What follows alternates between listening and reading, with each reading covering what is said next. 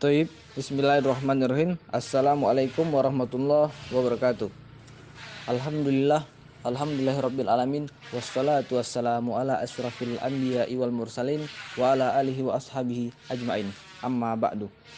Pertama-tama, marilah kita panjatkan puja dan puji syukur kita kepada Allah Subhanahu wa taala yang telah memberikan kita ni'aman katsiratan, nikmat-nikmat yang banyak sehingga kita bisa beristirahat serta melaksanakan perkuliahan pada jam-jam tertentu. Salawat dan salam tak lupa pula kita sanjungkan kepada kehadirat Nabi besar Muhammad sallallahu alaihi wasallam yang telah menarik umatnya dari alam kegelapan hingga alam terang benderang seperti yang saat kita rasakan sekarang ini. Baiklah, tidak memperpanjangkan muqaddimah kami lagi. Kami yang berwenang sebagai kelompok 6 kewarganegaraan ingin mempresentasikan makalah studi kami yang beranggotakan Rika Syafitri dengan NIM 2013010021, Khairun Nas 2013010022, Farhan Arika 2013010023, dan yang terakhir Anissa Fitri dengan NIM 2013010025. Demokrasi.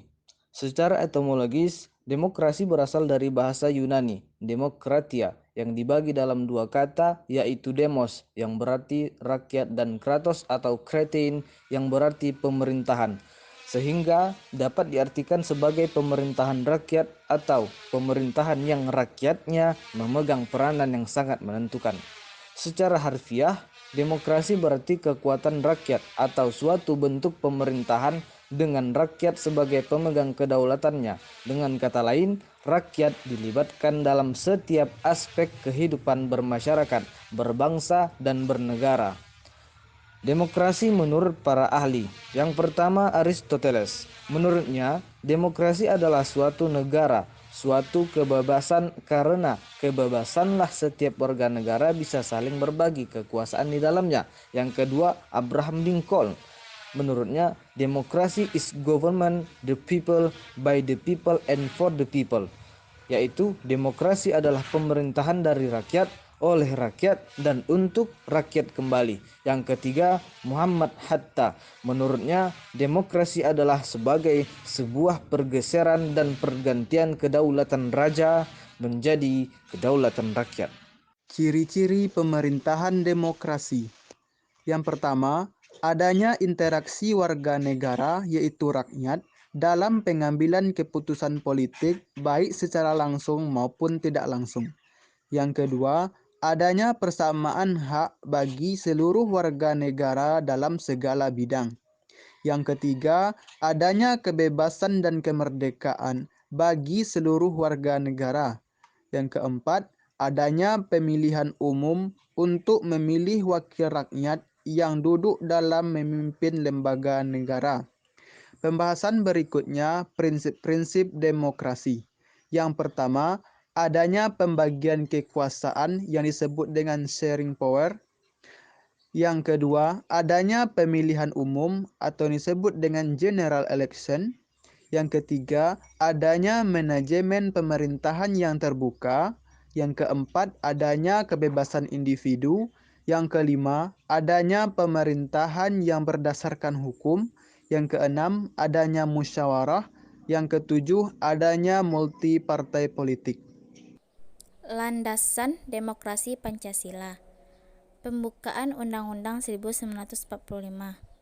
Yang pertama, alinea pertama yang berbunyi kemerdekaan itu adalah hak segala bangsa. Yang kedua, alinea kedua yang berbunyi mengantarkan rakyat Indonesia ke depan pintu gerbang kemerdekaan Indonesia yang merdeka, bersatu, berdaulat, adil, dan makmur.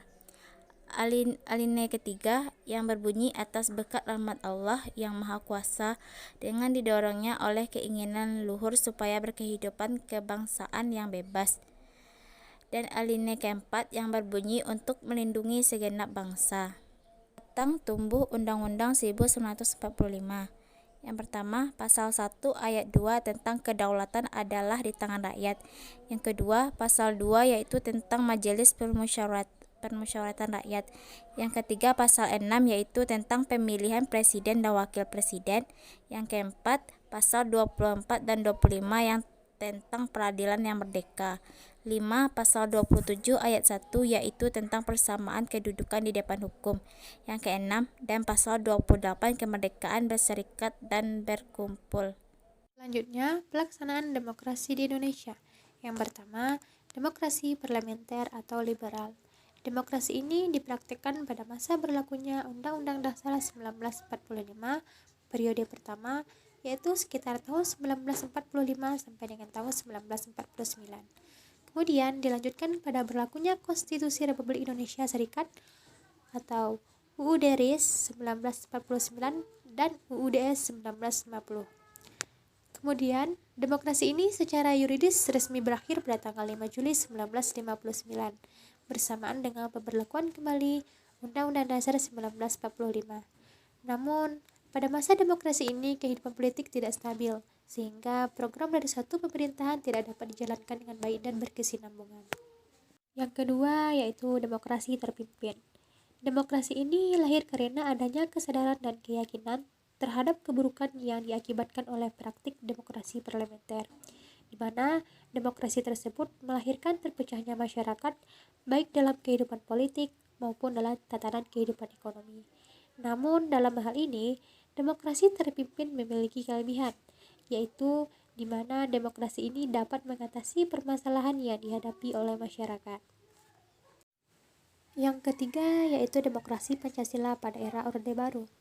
Demokrasi Pancasila ini mengandung arti bahwa dalam menggunakan hak-hak demokrasi haruslah disertai rasa tanggung jawab kepada Tuhan Yang Maha Esa menurut agama dan kepercayaan masing-masing, yang menjunjung tinggi nilai-nilai kesesuaian sesuai dengan martabat dan harkat manusia, dan juga menjamin persatuan dan kesatuan bangsa.